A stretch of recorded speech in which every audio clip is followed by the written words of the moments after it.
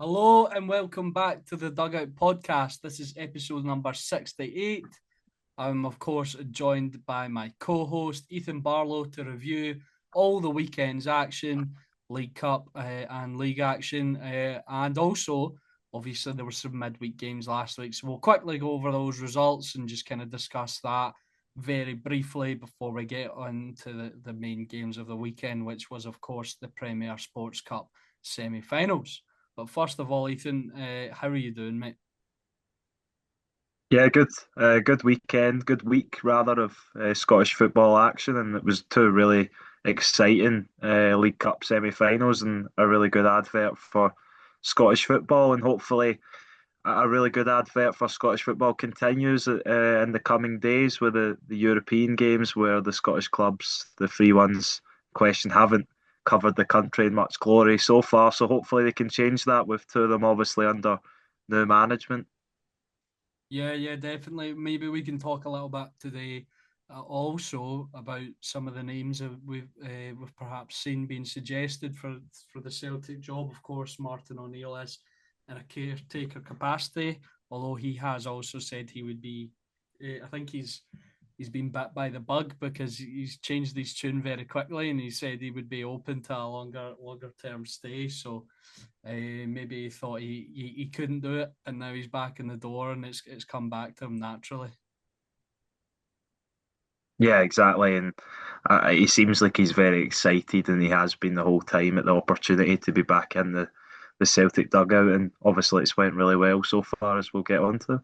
Yeah, we'll start there. His first game back, a 4-0 victory over Falkirk. By all accounts, obviously I didn't watch the full game, but I've seen reports, I've seen highlights. Celtic played really well.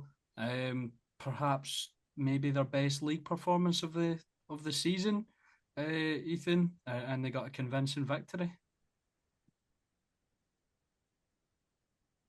Yeah, you could definitely argue that, and I believe one of the stats was it's the most XG any team in the Scottish Premiership's created in any game this season. So I know Martin O'Neill's not somebody who likes the XG stat, as I'm sure loads of people have seen that his comments about it, but he was certainly good at helping the Celtic team create it on Wednesday night. And yeah, it was a really good performance, and they just looked like a completely different team to the one we had seen for months under Brendan Rodgers this season, and I did see it kind of going that way. I thought Celtic would sort of burst into a new lease of life under new management, and that seemed to be what's happened so far.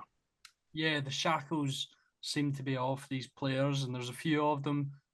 One we'll talk about in particular who have been given opportunities where perhaps they didn't before.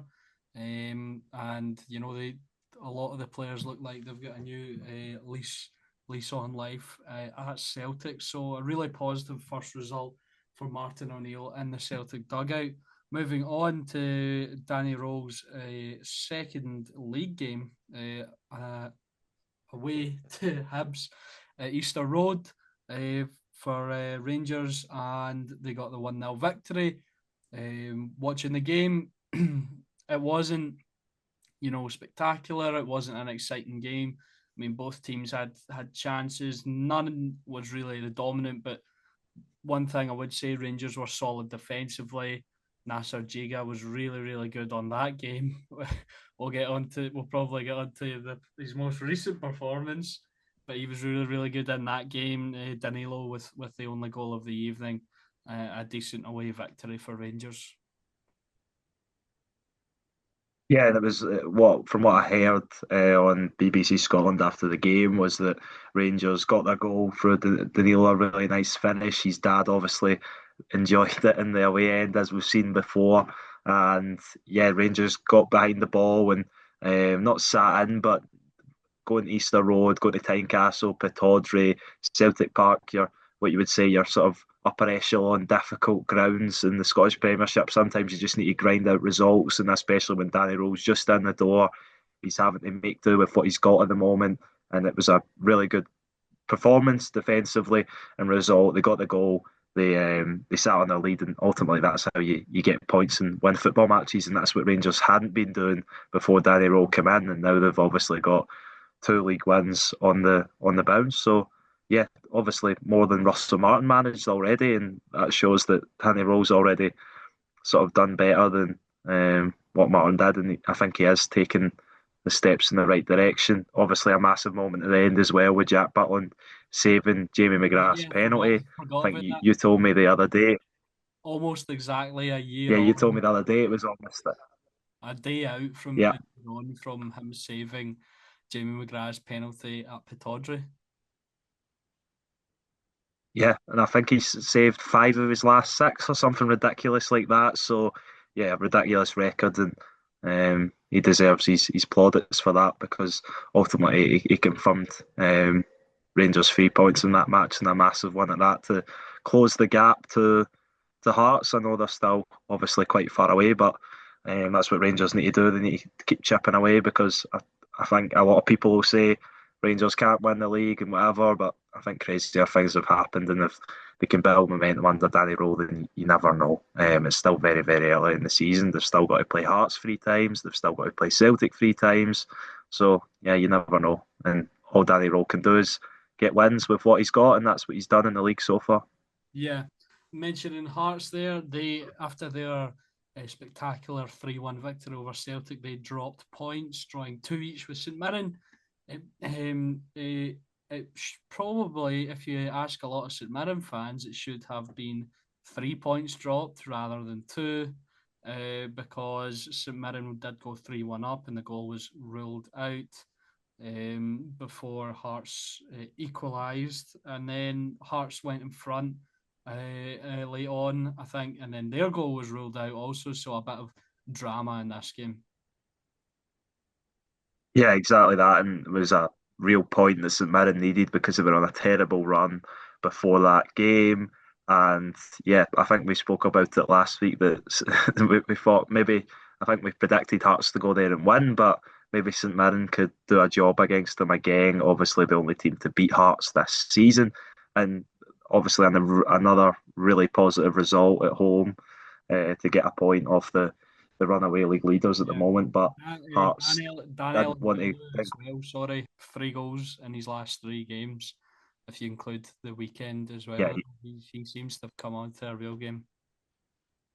yeah, he looks like an excellent pickup again from Stephen Robinson. You know what he's like with his recruitment and bringing in players. I think I've said it before that he's probably got the best success rate of any manager for the amount of players that he brings in that are a success.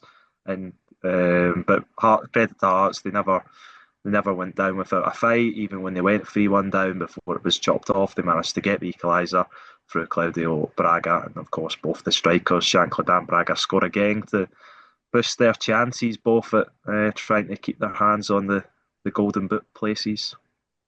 Yeah, yeah, very. It's a very exciting race up there, and after the weekend's game against Dundee, there may be another sort of weapon in the arsenal of Hearts' attack. Of course, Pierre Landry Cabore getting up and running as well after taking him a wee while to get involved. But we'll move on to, we spoke about St Mirren, potentially a team in crisis. Kilmarnock are looking like a team in crisis. They lost 1-0 to Aberdeen on Wednesday evening. Stuart Armstrong with the only goal of the game. A good win for Aberdeen, but yes, Stuart Kettlewell would probably be a bit concerned at the moment.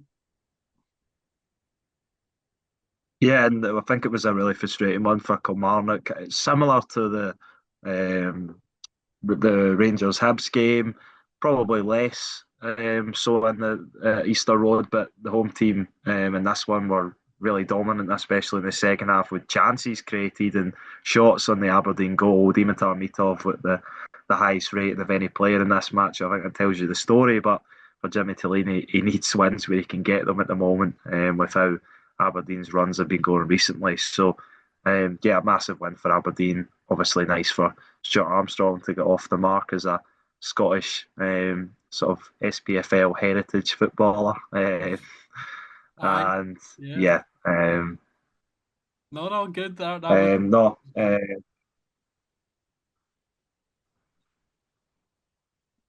Yeah, You I was just saying it was a good win for Aberdeen. But yeah, as you said, concerning for Kilmarnock because that's another. Well, we'll get on to the result of the weekend, but yeah, a run of torrid results. Yeah, and the fifth and final game on Wednesday, of course, Dundee and Livingston already played their game some weeks ago now. Motherwell versus Dundee United, a 2-0 win for the Steelmen. It put them in good stead going into the weekend. However, it didn't work out for them. We'll get into in more depth. But yeah, this is a really good victory for Motherwell, and it is important that they start getting wins on the board in the league.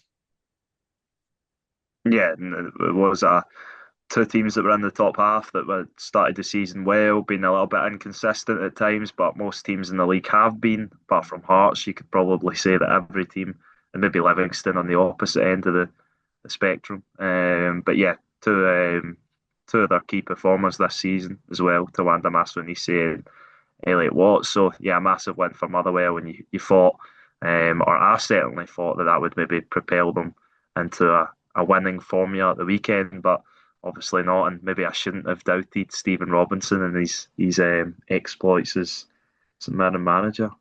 Yeah, you mentioned earlier how Claudio Braga and Lawrence Shanklin were sort of chasing the golden boot.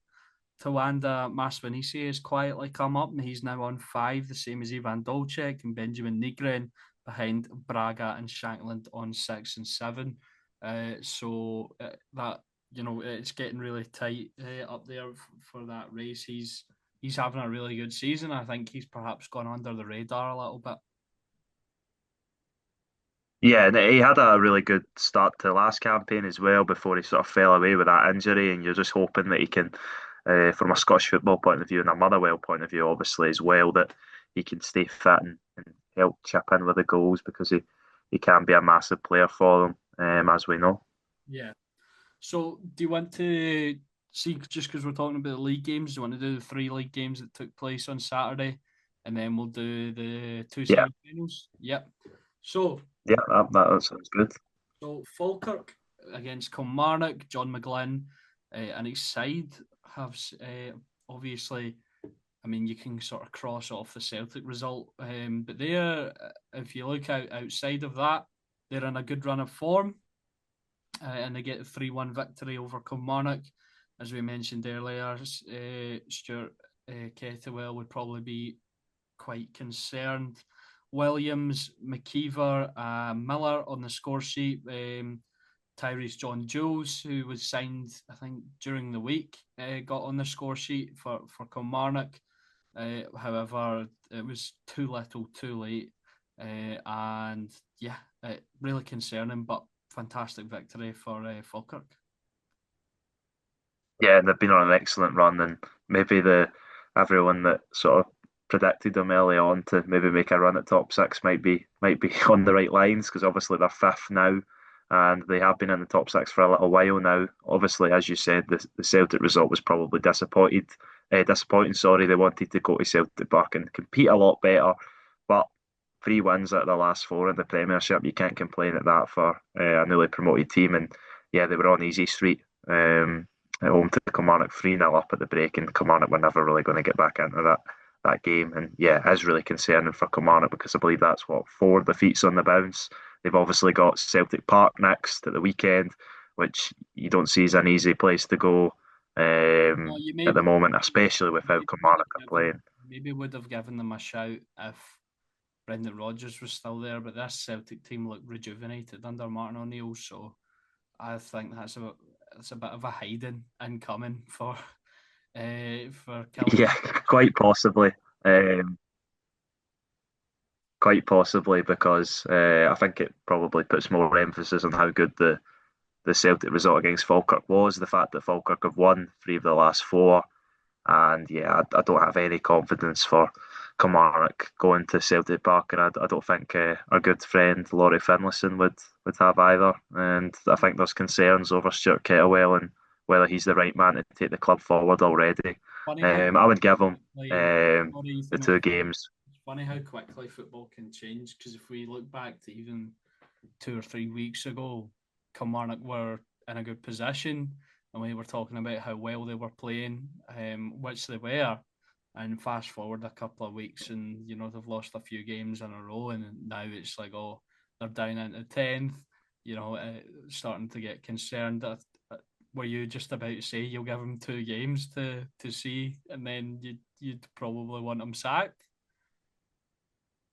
No, no, I was thinking, well, 2 games after the Celtic game, and if there's no signs of progress, if they lose to Motherwell at home and Dundee United at home, then I think that there's massive growing concern because then next you've got to travel to Tynecastle and then you've got Rangers at home. So there's no easy games coming up here, and I think they need to start taking points from, especially their home matches against Motherwell and Dundee United. I know both of them have started the season well, but I think I've said it. There's no easy games in this Scottish Premiership season, and Kilmarnock might be the easiest opponent at the moment with how they're playing. So Yeah. yeah, I think Stuart Although, Kettlewell needs to start get some points on the board, but yeah, it is still very tight in the league, and there's still opportunity for them to even push for top six. yeah. Another contender for easiest opponent. Dundee went to Tynecastle and lost 4-0 to the league leaders, Hearts. Obviously, Hearts taking advantage of that game, that extra game they'll get over Celtic, because even though Celtic have a game in hand now, that 9 points just puts a bit of pressure on Celtic to win. A really convincing victory. I mentioned them earlier. Pierre-Landry Cabore getting 2 goals. Lawrence Shankland obviously getting in the on the score sheet, and Thomas Magnuson, getting on the score sheet as well. A really sort of straightforward, bog standard victory for the league leaders. Yeah, and I think it shows the strength in Derek McInnes's squad. I know he's kept the starting 11 very constant recently, but he was able to make a few changes against Dundee. Obviously, I think, in fairness, you probably would see that as one of the easiest fixtures on paper at home to Dundee, and that's how it transpired. They obviously bought Kabori in. He got 2 goals on top of the one he got midweek, and he's the third choice striker. And you've got players like James Wilson who can't even really get a sniff at the team with how strong the squad is. So, yeah, I think any sort of myths that it was going to be Hearts' bubble being burst after the drop points in midweek were quickly extinguished with this result. And yeah, I think we've said it, but to anyone that doubted their capabilities to be a serious team this season, then I think they were proven wrong. Yeah, and they're already looking to add to their attack with another left field sort of signing. Islam Cheskanov is expected to join Hearts after his contract expired with Tobol Kostani. He's a 25-year-old Kazakhstani winger, and if the other signings are anything to go by, it's going to be another really crucial, dangerous player added to their attack. Yeah, exactly that, and I think that's one they've been linked with for quite a while now since the summer. So obviously that they want to get him in, and I think Tony Bloom is going to reinvest in January because there is obviously an opportunity there if they can make it to January and still be a considerable amount of points ahead of the rest of the league. Then there's no reason why they can't go again, and ultimately all they need to do is pick up more points than the other teams in the league. And I know that's maybe stupid to say, but as a lot more easy than it sounds. You don't need to do anything difficult. You don't even need to do anything that Hearts haven't done this season. They've played everybody. They've beat almost everybody. So there's no reason why they can't keep going. And Tony Bloom will want to give them increased chances of going all the way this season. Yeah, I was just looking at Cheskanov there. Most recently, he's got 10 goals in 29 appearances in sort of the last sort of campaign. Previous campaign, he got 11 goals and 1 assist in 29 appearances, and in 2023, he got 8 goals in 34 appearances. So he is, improving, and obviously, yeah, it's like you said, Ethan, a degree. If there's an opportunity, I think Tony Bloom will try and take it to sort of push for this league title. Although, even though he said he thought they would win in the next 10 years, but even he didn't expect it to work out so well this early, for everything to sort of fall into place with how bad Celtic and Rangers have been. So if I think if he sees a chance, he'll throw money at it to sort of try and see them over the line. So moving on to the final game of the league fixtures of the weekend, Livingston versus Hibs, a 2-2 draw at the Spaghetti had. Jamie McGrath scored within the first minute. Then Jeremy Bokala equalised for Livingston. Martin Boyle then put Hibs back in front in the 55th minute before a 92nd minute penalty from Graham Carey got a point for Livingston. Very interesting sort of contrast for Hibs. They go from thrashing Livingston to losing to Rangers to then drawing with Livingston. Yeah, I think Hibs will feel like they're just not really living up to their potential at the moment. I think everyone would agree with that in Scottish football. I think they've got a good squad there, they've got a good manager there, but they just can't seem to pick up the wins on a consistent basis. And they're still third. Obviously, they played a game extra than Rangers, who are behind them on goal difference, but they're still in a very good position. And I think if you had asked Hibs fans, if they wanted to be in third come 11 games into the season, you've played everyone now, I believe, they would have done. Then they probably would have said, yes, I'll take that. But obviously, with Hearts being how they've started the season, Hibs will want to be up there closer to them. I don't think they can be. I think Hearts are just on a different level at the minute. But yeah, Hibs will want to strive for third place or at least fourth place because they're still in with a chance. I mean, you never know, and hopefully Hibs can string some results together to compete with Celtic and Rangers and really make it an entertaining league where Celtic and Rangers aren't first and second by default like they usually are. Yeah, I was just looking there. Something you said got me thinking. I don't think Hibs have played everyone, weirdly enough, because they've No, played. no, they played Livingston twice, so they wouldn't have played everyone. They've still to play Motherwell, I think. Uh, Yeah, Motherwell. Yeah, you're right. the fixtures. It's kind of funny the way it's worked, but obviously Motherwell were playing in the League Cup semi-final, so yeah, just that got me thinking. I'm thinking, oh, that's a bit odd. They've played Levy twice already, but yeah, obviously Motherwell were at Hampden getting Well, absolutely battered. yeah, yeah. It did say, to be fair, on here that it's a round 50. The Livingston Hibs fixture was a round 15 fixture, so they've obviously just seen that those two teams are free this weekend and just brought it round. They'd rather play it now than have later on fixture congestion, which is fair enough. We obviously seen that with uh, who was it that didn't play midweek? Was it? I don't even know who didn't play midweek. Dundee and Livingston. Uh, yeah, Dundee and Livingston. Yeah, you're right. I know I'm right. So yeah, unless you've got anything to add on to the sort of league discussion, we'll get on to the big games of the weekend. No, I don't think I've got anything to add. Yeah, but I've came prepared to talk about these two excellent games of football. Yeah, okay. Moving on to the Premier Sports Cup / League Cup semi-finals. The first of which was Motherwell versus St Mirren, and something I don't think anyone expected. St Mirren came away with a 4-1 victory. Mikael Mandron grabbing two, Richard King with one, and Dan Elendulu continuing his goal-scoring form. Obviously, we mentioned them earlier in the podcast.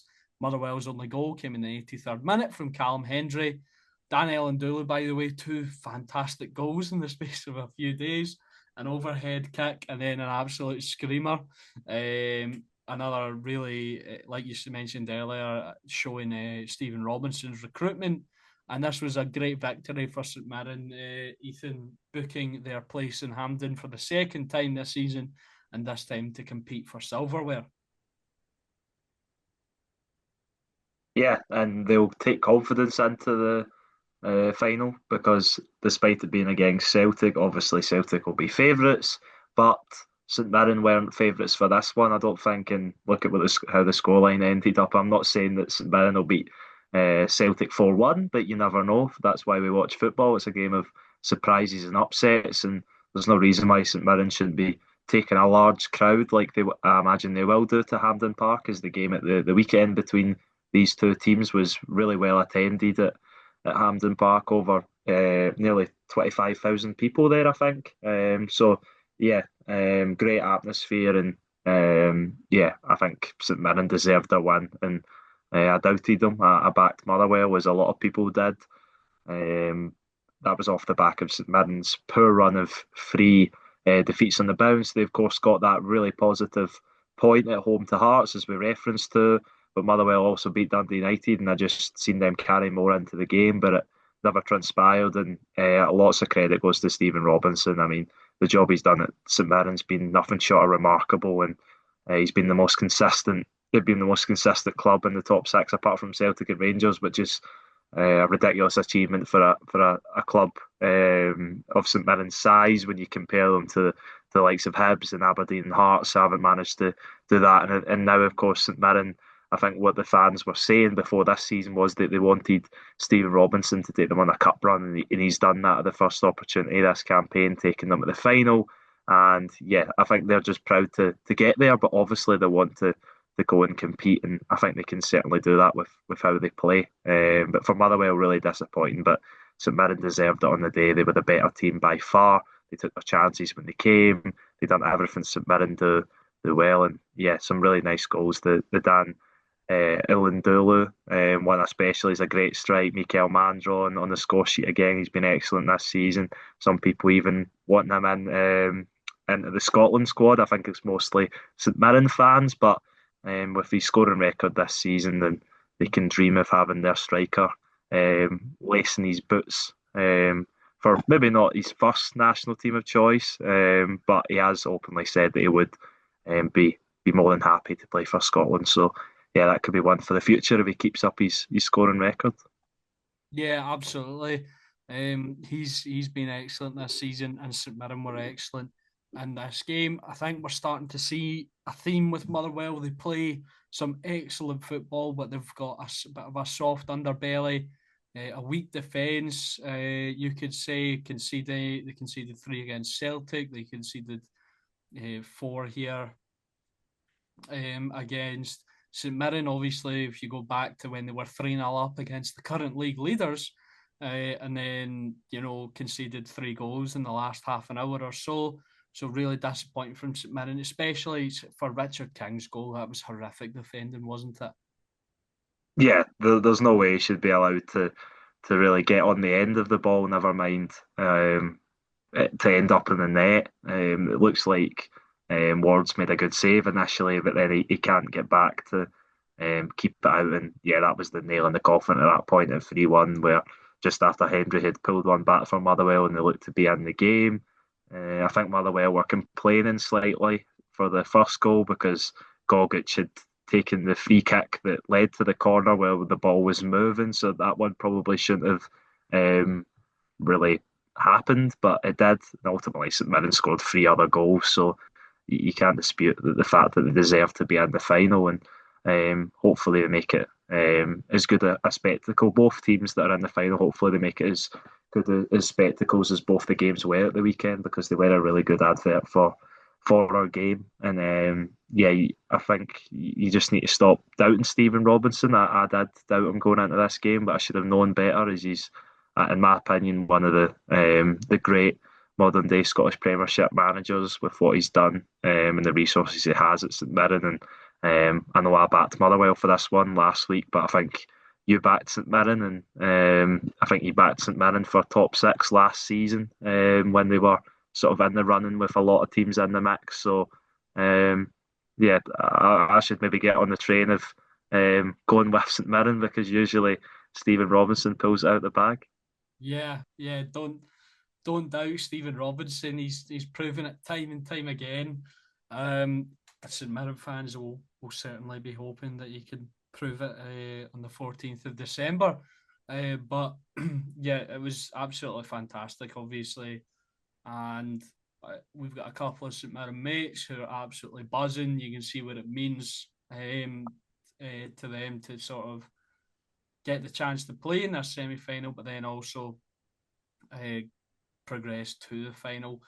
And what I think for many fans, Motherwell, St Mirren, Hearts, if they'd progressed, feel like there's the best chance in years for a team other than Celtic or Rangers to possibly to be properly competing for silverware. Obviously, Celtic have dominated domestically for the better part of 15 years now, with that little sort of in between when Rangers won the league, but the rest has been all Celtic. Alicia St Johnstone did the cup double, but it's very, very rare.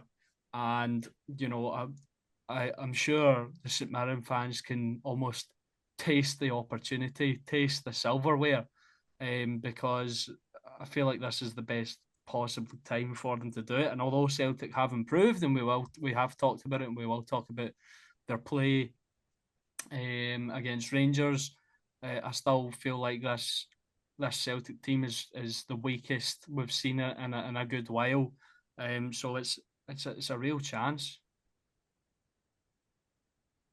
Yeah, exactly. You're exactly right. And despite Celtic maybe getting back on the right path, they are still probably the weakest team we've seen in a few years. The squad wise, the injuries they've got at the moment, some long term injuries, Cameron Carter Vickers, Jota are the ones that comes to mind. You don't know the extent. I think Alistair Johnson should probably be back and available for the cup final when it comes. But you look back to the end of last season where Celtic were probably in a stronger position squad wise. Aberdeen were probably in a lesser confident phase than St Mirren were, and look what happened there. So, teams can do it. They can beat Celtic and Rangers in these cup competitions, and it just takes a little bit of belief and, of course, luck when you're playing against Celtic. They obviously have the better players, but St Mirren have shown in the past against Celtic that they can make it difficult and they can pull results out. So, yeah, I think St Mirren will be a worthy finalists, and yeah, I'm really looking forward to that game. One point, last point, or one of the last points I wanted to mention of this game was Killian Phillips nearly scoring goal of the season. I don't know if you've seen it in the lead up to Mikael Mandron's fourth goal, but that would have been an excellent goal if he had managed to find the Oh, top corner with that. But I didn't catch unfortunately, that. it comes off the bar. I didn't catch that actually. What was it? You'll have to see it. Okay. He like scooped the ball up. What was Oh, that? Sorry. no, no, on you go. Just continue. All right. Well, no, I was just saying he scoops the ball up and then he controls it on his knee, lets it drop and volleys it first time, and it loops and it looks like it's going out the top corner, but it comes off the bar. The follow up, Mikael Mandron. I think the VAR tried to rule it out for a foul. But yeah, um, luckily, I think it was it Don Robertson? Yeah, it was Don Robertson that decided to stick with his on-field decision, which I think was the right one, and awarded the goal for Mandron, who had a stellar performance, as we said, 2 goals and an assist in a League Cup semi-final is nothing to be sniffed at, and if he can do it even half of that in the final, then St Mirren will have a standing chance of lifting the cup once more. Yeah, yeah, absolutely. And of course, they will face Martin O'Neill's Celtic, who played Danny Roll's Rangers on the Sunday, coming away with the 3-1 victory. If you want to look at an overview of the game, Celtic have an early goal ruled out, offside. The sort of the back sort of like I don't know sliver of the heel of Daisen Maeda, ruling that goal out before they go in front through Johnny Kenny in the first half. Taylor Asgard is then sent off for a horrific challenge on Anthony Ralston. No, I don't think there was much malicious intent behind it, but obviously you can't get away with a tackle like that. There was another sort of a big talking point in the first half as well. Austin Trusty kicked Jack Butland in the face and didn't receive a red card. I'm sure you can tell how I feel about that one. We'll discuss that more in depth. So yeah, and obviously Patrick Stewart and Rangers have questioned the SFA. The Rangers Fan Advisory Board have called for an immediate review of the SFA at all levels as well. I don't know if you saw that. And now, and then Rangers go in trailing at the break to Celtic. The second half, I was working, so I didn't see the full game. So if I miss any high points, I'm sure Ethan will be able to fill me in because he was actually at the game. Rangers equalise in the last 10 minutes or so through a penalty from James Tavernier. Anthony Ralston, I think he's unfortunate, but it's correctly kind of given. He's sort of elbows out the way. He's obviously trying to throw himself to block the ball. But unfortunately for him, I think it was a penalty. It looked like the shot might have been going in if his arm wasn't there. So Rangers equalise. They go into extra time, but Celtic go in front again through Callum McGregor.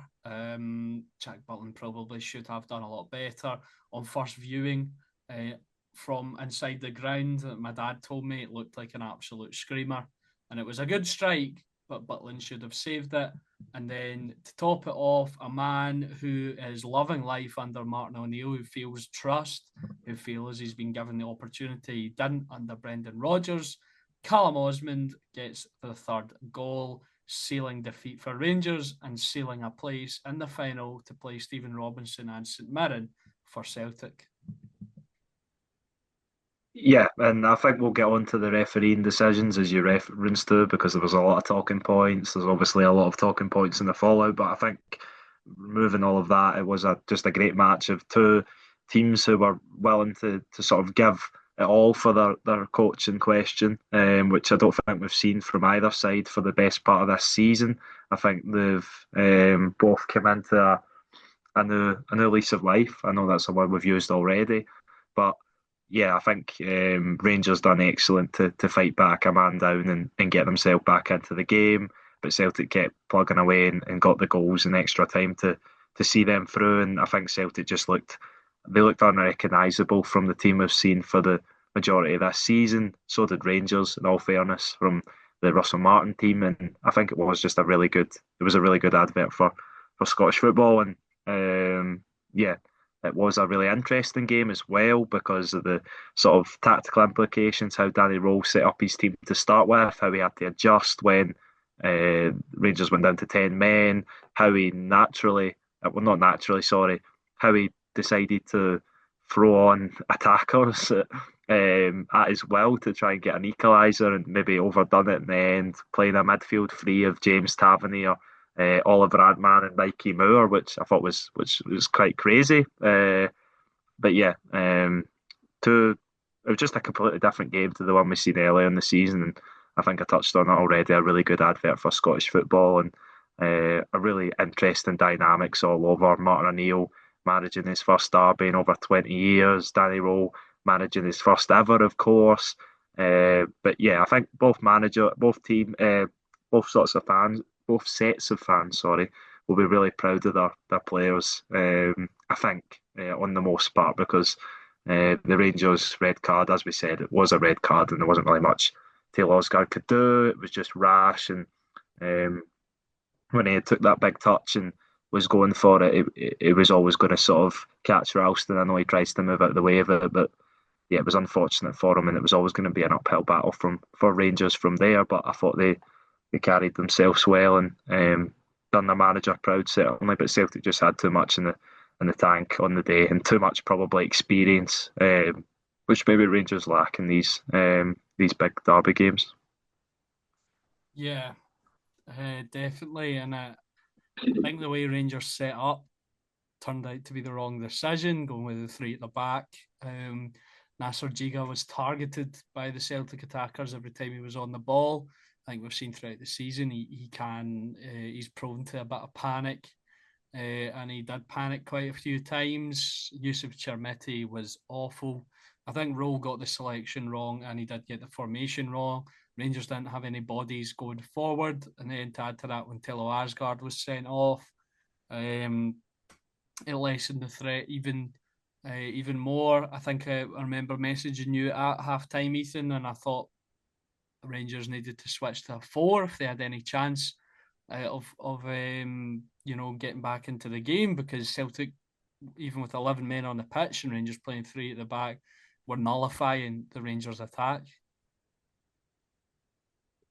Yeah, and ultimately that's what sort of he done. It was strange because I think it was 7 minutes from half time. Taylor Osgard gets sent off. He doesn't make any initial substitution in the first half. You would have maybe thought he takes off a striker and brings another midfielder on, but he chose to go with the what was it really 5-2-2, and he was asking Raskin and Diamandi to do an awful lot of work for the final 7 minutes of that half.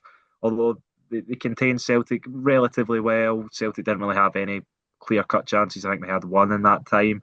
And then obviously at half time, he does make the change where he brings Danilo off for Jedi Kasama, which I thought was an interesting change because I thought Danilo was really good in the first half. One of the standouts, I would say, he played a really nice reverse ball through to Raskin, who probably should have scored. But Kasper Schmeichel made a good save. I thought he was back to his best for Celtic, certainly.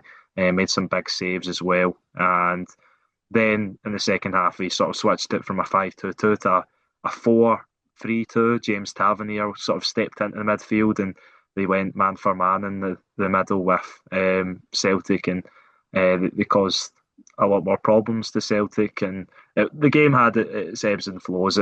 Sometimes Celtic were on top, sometimes Rangers were on top, and that's what made it a really good game. There was massive chances missed by both teams. Yusuf Chamiti, as you said, he had two massive chances in the first half. The first one, he should really, especially, should do better. I think he sees Kasper Schmeichel's coming and he gets scared. Ultimately, he just puts it by the post. It was a brilliant ball by Diamandi as well.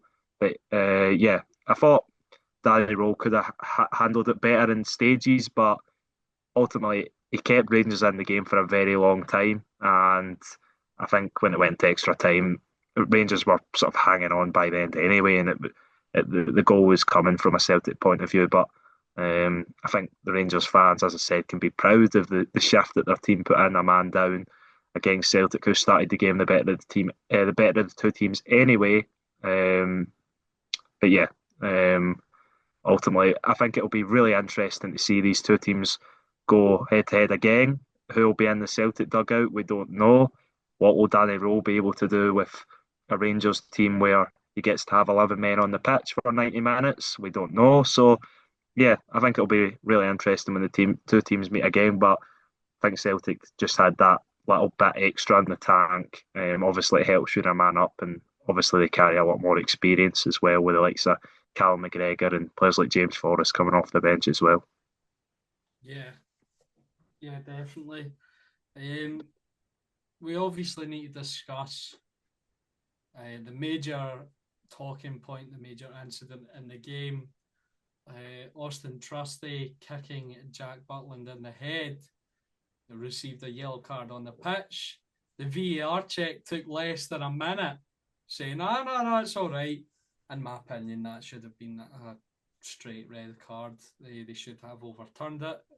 Ethan, you've been saying sort of off air, you don't think it's clear and obvious. I think it is clear and obvious. It's a clear and obvious error. It's dangerous play. You're endangering your opponent. Obviously, there's no malicious intent behind it, but he still kicked him in the face, and I think it's a stonewall red card. It has to be given. And obviously, I'm not making excuses, because Rangers were the poorer of the two teams on the day. But I just think this was a big decision that they got wrong. I know you sort of think differently.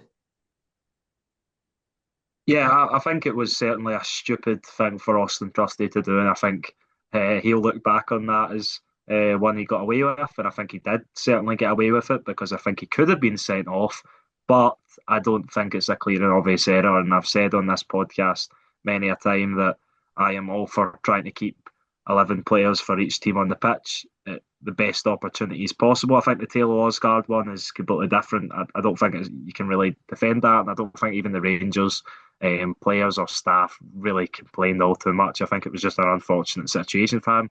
The Austin Trusty one, I think it's stupid. I think it's sort of maybe reckless, but I Reckless, just don't think it's a red card. reckless endangerment of your opponent. Is it endangerment of the opponent? No, is He it kicked really? him in the head. Right, okay. Right. There's a kicking in the head and his foot hitting him in the head. I don't know. I just He flicked the his way foot I see out. it is Flicked his foot out. There was no way he was getting the ball, and he kicked Jack Butland in the head. yeah, he did. No, I think he could have been sent off. I'm not saying he could have been, but I just don't think it was a clear and obvious error. And I think there's more. I think there's more emphasis on this because Rangers got a red card before it, and because of the magnitude of the fixture, I think there would be less emphasis on it if it was, I don't know, even Motherwell v St Mirren. I think there would be less emphasis on it. I genuinely do, and I think If you'd I seen just don't think. the Motherwell versus St Mirren game, if Shamal George had been kicked in the head by like I don't know, um, Callum Hendry, like that, you would be calling for a red card. I don't think I would. I don't think I would, and It, I just don't think it it, was a red card. Yeah, well, yeah, but I could say the same thing for you. Like, I just don't think it's a red card, right? And see if Austin Trusty was sent off for that. See, as a fan, I would be frustrated at the decision. But I can understand your frustration. I understand that it could go either way. I just think when they gave it on the pitch as a yellow card, it just stays a yellow card. And I think for most of the big decisions, they got right, in my opinion. I think the Derek Cornelius challenge was strong. It was a poor tackle on Johnny Kenny. He followed through. It was strong, but again, does he need to be sent off? I don't think he does. I think yellow that's was the right decision. that's a completely different like scenario though. No, but my point is that I've said that I want to try and keep as many players on the pitch as possible. I don't think we should just be leveling up the playing field just because Taylor Asgard got sent off before it. I don't think that don't think should be that. the I case. don't think that either. But I think this is a red card that hasn't been, spotted. Yeah, but well, I think it's been spotted, but I think they've just decided that between them that they didn't want to give a red card, and I I don't think it's one that we should be pulling our hair out of, pulling our hair out over. Sorry, I think it's a decision that could have been a red, but I don't think it's one that is sort of I've it's got black. It's not black. It's not black and white, is it? it is. Okay. Well, we'll agree to I disagree on this understand one. like any other game in the world not involving Celtic or Rangers, you would have seen that as a red card. I reckon, Ethan. I don't think I would have. I've I don't noticed. think I would have. I've noticed this actually. See, when like we were talking about other football, you're a bit Chris Suttony, right? You're usually quite like level-headed, and I'm guilty of the same. To be fair, I'm not saying it's only you, but then when we're talking about Celtic or Rangers, I think the way you see refereeing decisions and other things is perhaps a bit different. Correct me if I'm wrong here, but I feel like when me and you're talking about other games, you view it a bit differently than you would, you know. I disagree. I think there is a lot of people. There is lots of people that don't think that the penalty that Rangers got should have been a penalty, right? And I think they're completely fair to say that, right? But I do think it's a penalty. I think if you've played football, right, at any level, you can appreciate that that shouldn't be a penalty. But ultimately, by how the rules go, and what has been awarded as a penalty across football this season, how football's going, it is a penalty. The shot's going travelling towards goal. Ralston can't do little to anything to stop it. He has his arms in by his side. It hits his arm. It's going towards goal if it doesn't hit his arm. That should be a penalty. I agree. And I think the referee done well to. I know people were saying, "Oh, well, you should give him a second yellow." No, you shouldn't. It's double jeopardy in that case. Ralston should be punished for doing something he can't avoid doing. But I do think it was a penalty. If I genuinely just don't think it was. See if he got sent off, then he gets sent off. I'm not going to make a big fuss about it. But at the same, I'm not going to make a big fuss about it because he get a yellow card. I just don't think it's a. And I think if it was 11v11 at that point in the match, I don't think it would be as big a thing. And now you're seeing fans on both sides looking at the everything in the game. I've seen some Rangers fans, some Celtic fans calling for ridiculous decisions, and I think we're just looking too much. And I really don't think the officials had too much. I know there was some big decisions, but I don't think they had too It's much when there's of a one bearing on the outcome of the game. when there's one major talking point, everyone starts sort of micro analyzing the whole game, and the conspiracy theorists come out the woodworks, and it's every single little thing in the game, and they're pulling clips from something that you didn't even remember happened. You know, it's all those like the manic people that come out, usually off the back of one sort of major talking point. Yeah, no, I completely agree with you. But that's where if we're getting on to whatever, what was it? Was it Patrick Stewart that sort of sent a message or whatever it was to Willie Collum? I think we're becoming on the realms of just over the top here. I really don't think there's any decision. They've done that before, though, have they not? They've questioned, they've asked for Rangers have done it before. asked for explanation. Yeah, no, see the decision last season, the Cherny one in the cup final. Are you That was trying completely to get me to punch my laptop in? no. I'm just saying that I think that is the only time that it's been completely justifiable is to ask for an explanation because that is just that's that is black and white. That's a clear mistake that they made. I don't think there was anything here that justified a statement. I think both teams had decisions that went against them. Both teams had the decisions that went for them. If you look at the a foul count, I believe it was. I think Celtic had slightly more possession than Rangers. Rangers had almost double the foul. Sorry, Celtic had almost double the fouls that Rangers had.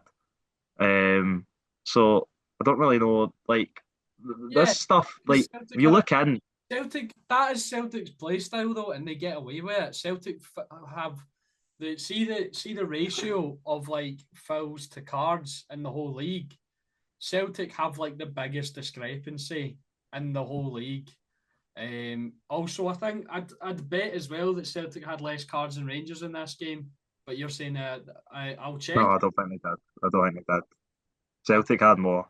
Celtic had more. But no, I agree with you. It is Celtic's place. Celtic play are very probably the most aggressive pressing football in the league, so naturally they're going to sort of give away more fouls. That makes sense. But I don't think it wasn't watching the game. I don't think it was a game where any of the teams could feel really hard done by, like the officials. I know they made maybe a few mistakes here and there, but it was decisions both ways that could have went either way. I don't think it was really game defining. I think the only decision that defined the game was the Taylor Asgard one, which was the right decision, and it made it very difficult for Rangers to get back in the game.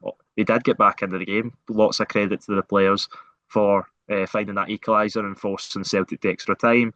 Ultimately, Celtic found the winner in the two goals that they needed, and I think they were the deserved winners on the day. Yeah, and Celtic did take the win in the end. I'd agree with you, Ethan. They probably did deserve to win on the basis of play overall on the day. They were the better side despite all the referee controversy. We've had a little break, so I've calmed down a little bit from my rage. It's been a while since I've got this heated on the podcast, eh? Yeah, but these games and always seem to bring out that these these emotions. So yeah, but no, I can understand because it is a decision that could have went either way ultimately, but it went in favour of Celtic on that occasion. But yeah, as I mentioned, I still think the sort of messaging or getting in contact with SFA over it is a bit over the top, and yeah, I just don't think there's any need for it. Yeah. Well, we'll end talking about that game there, and we have an exciting final on our hands for December the 14th. St Mirren versus Celtic in the Premier Sports Cup / League Cup final. A chance for both teams to start their season with silverware, and obviously we'll be here to talk about that one after it's concluded as well. Now, just before we finish the podcast, there are European games this week. The three Scottish teams, obviously, in action once again. We will. Would you want to start on the Conference League with Aberdeen? Yeah, Okay, so Aberdeen will be playing on Thursday against AEK Larnaca of Cyprus away from home, looking to bounce back from their absolute thumping 2 weeks ago against AEK Athens, looking to get some points on the board in the Conference League as well, as they currently sit bottom, the same as Rangers in the Europa League. So, but it's another tough test for them. yeah, it really is. And this might have been the game that, on paper, maybe the easiest fixture you could say, or one of the better ones, because some of the teams that Aberdeen have been matched against are really quality teams for the Conference League. Although saying that, AK Larnaca are second in the league table, just behind Fiorentina, I believe. I think If that's they're tied yeah. dead because Oh uh, yeah, they're tied. Yeah. Right. Sorry. Yeah, they're tied. They're tied top. how does that They work, by the way? beat Crystal. How have they distinguished Fiorentina from Larnaca? Uh, I think it's is it yellow and red cards? I believe. Oh yeah, that might. Yeah, that's probably the case because Uh, they've won the same amount, they've scored the same amount, conceded the same amount, which is zero. So yeah, a very tough task for Aberdeen coming up against a side yeah. um, who I wasn't super aware of this season, but they impressed in qualifiers, and now they're impressing in the competition. And yeah, just yeah, really tough game. Unfortunately, I can't see Aberdeen winning this one. Will we do predictions for the games as well? Yeah, I was just going to say, yeah, I agree with you. I don't see AEK Larnaca look like a really solid outfit. They're not up really high in the separate division, but in the Conference League, they've been brilliant. Thrashed AZ Alkmaar 4-0 on the opening day, which is a great result. And then they went on to win at Selhurst Park. Looking at the stats, it was yeah, it was a bit of a steal to take 3 points away from London, but no, a historic result for them, I'd imagine. And they're just off the back of beating Champions League side Paphos in the Super Cup as well. So yeah, it's going to be really tough for Aberdeen to go over there and get anything. Hopefully, they can maybe get a point on the board so they're not bottom of the Conference League to get off the bottom because, as we said, the fixtures don't get any easier, but it is going to be difficult for them. And I'm going to predict a 2-1 win for the home side. Unfortunately, I think AK Larnaca will have too much for Jimmy Tilleen's Aberdeen. I'm gonna go with 3-0 to Larnaca. Um, I just think Aberdeen have shown when they come up against quality sides, they're susceptible to a bit of a hammering. So I'm going to go 3-0 to Larnaca.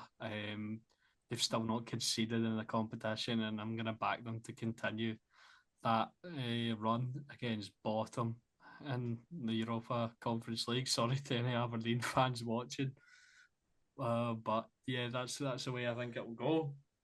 Moving on to Celtic. who go away to top of the Europa League. As you informed me, Ethan, I wasn't really paying attention to the table, but FC Midtjylland have played three, won three, scored eight, and conceded two. In those games, they're sitting top on goal difference ahead of Braga, who Celtic already played and lost to, and Leon, who have played three, scored five, and conceded none. Um, so you would think going into this game, it would probably be a game for Celtic to, um, who Celtic are favourites going into this game. However, Midtjylland have really kicked on since that sort of tight game against Hibs, and they're in fantastic form, especially in the Europa League. Yeah, they've only lost one game in all competitions since playing Hibs, which was, well, I think over 20 games ago or nearly 20 games ago. So they've been on a really good run, and the Conference League has been part of that. Although I will say that the opponents that play, sorry, not the Conference League, the Europa League. I will say the opponents that played in the Europa League, they aren't the best teams. So they beat Sturm Graz 2-0 at home, which obviously Celtic beat them at home as well. They beat Nottingham for Ange Postecoglou, as I'll emphasise, Nottingham Forest 3-2 away, and then they beat Maccabi Tel Aviv 3-0 away. So, you need to get the results on the board, but I still think Celtic, with if they play their best, they can go there and get a really positive result. Whether I think Celtic can win a game away from home in Europe, I don't. I think I should probably have the confidence that they can go over there and win, but I don't think they will, and I think it'll be a one each draw. I'll go for Celtic. That's So actually what a point away from home. I was thinking a one each draw for Midtjylland versus Celtic. Um, I just think Celtic are a team who look like they're on the rise, but I'm not sure that they're quite there yet, where they can go to a team who are competing for the not Dutch Danish title. They drew with the league leaders at the weekend. They're only 2 points behind them. They're top of the Europa League. So I'm not sure they can go and get the win just yet. I'm not sure they're in that place, so I'm going to say a 1-1 draw as well. Now, Rangers play at home at Ibrox, and they host AS Roma. Roma aren't, doing too well in the Europa League. They've only won once. However, they are fourth in the Serie A, tightest league in the world right now. They're only 1 point off the top. Obviously, Scott McTominay and Billy Gilmore's Napoli leading the league, looking to go for their second Scudetto running. Rangers obviously sitting bottom, a 3-0 defeat to Brann a couple of weeks ago as well. I like to be optimistic, but I can't really see. Although one plus you could say for Rangers is Paulo Dybala has been ruled out for the game because he injured himself taking a penalty the weekend against AC Milan. So, yeah, Ethan, your confused expression. Yep, he did injure himself taking a penalty, so he's been ruled out. Ruled But out. yeah, the thing is that the why it's extra strange is because Kevin De Bruyne also pulled up after taking a penalty. That was against Inter Milan, in which he did score a few weeks ago, but he also got injured after taking a penalty. So yeah, it must be something strange going on in Serie A. But of course, it comes to Rangers' benefit on this occasion. I will say, despite Roma winning just one of their three opening games, they have dominated uh, the games and been really unlucky, I think, to not pick up more points. Victoria Paulsen beat them. Of course, Rangers have already played them this season in Champions League qualifying, but Roma dominated the match, possession, shots wise. Victoria Paulsen just took their chances and really get a massive 3 points away from home in the Italian capital. And I think I remember from match day one, Roma missed, what was it, three penalties. Um, or a penalty that had been retaken twice and they had missed it on all occasions. So yeah, I think they are. I don't think you should be misinformed. I think this is a good team, a really solid team coming to Glasgow, and I think they'll cause Rangers problems. I think Rangers can compete in the match, but I do think Roma maybe have slightly too much. I'm going to go for a 2-1 win to the team from Rome. I think I'm going to predict a Rangers defeat for the first time this season. I'll, I'm going to go with 2-0 to Roma, unfortunately. I feel like it's got that written off. I just think they left too much. Although Paulo Dybala is missing, they do have other quality attackers like Mateus Sule comes to mind. Other ones that I'm sure I'm missing um, off the top of my. Evan Ferguson, is he fit? Oh, he might be. Oh no, he's injured. No, he's injured. He's injured. Evan Yeah. Ferguson is injured, but they've got Artem Dovbyk, Leon Bailey, returning to Ibrox. Obviously played there with Bayer Leverkusen many moons ago. I was really impressed with him on that night as well. I was in the ground. Stefan El Shirawi, Kadyle Coney is a great midfielder. Brian Cristante, really solid player. Angelino injured, unfortunately for him. He's got some experience with Rangers at Ibrox. He was on the losing end, of course, in that Europa League semi-final. Kostas Samikas, Evan Ndika, great centre back. Devin Range, really good defender. So yeah, they're a solid side, and I just think they'll have too much quality for Rangers in the end. So yeah, I'll go with 2-0 to Roma. So I don't think we've predicted a single victory for the Scottish sides, even though we wanted Yeah. we want a positive week. We're hoping to be improved wrong. However, I just think these fixtures are a bit too tough. Yeah, no, I would agree. I hope that it goes better, and I hope all three teams pick up a win, but ultimately, I can't see it coming. Although I did predict both semi-finals wrong, so hopefully I predict all three of these fixtures wrong. Yeah, hopefully it's a 6-0 win for Rangers. But you know, I've come out of dreamland and come back to reality there. But excuse me, just burped in the middle of a recording. But I think that'll do it for today's episode of the Dugout podcast. Make sure to go and check out Spotify if you're watching on the YouTube. Make sure to go check out the YouTube if you're listening on the Spotify. Drop us a follow, subscribe, drop a follow on the TikTok and the Twitter. I'm back on the TikTok after a bit of a hiatus to focus on some university things. So I'm back on uploading daily videos. So yeah, check us out on all platforms. Thank you to everyone for watching and listening. Goodbye.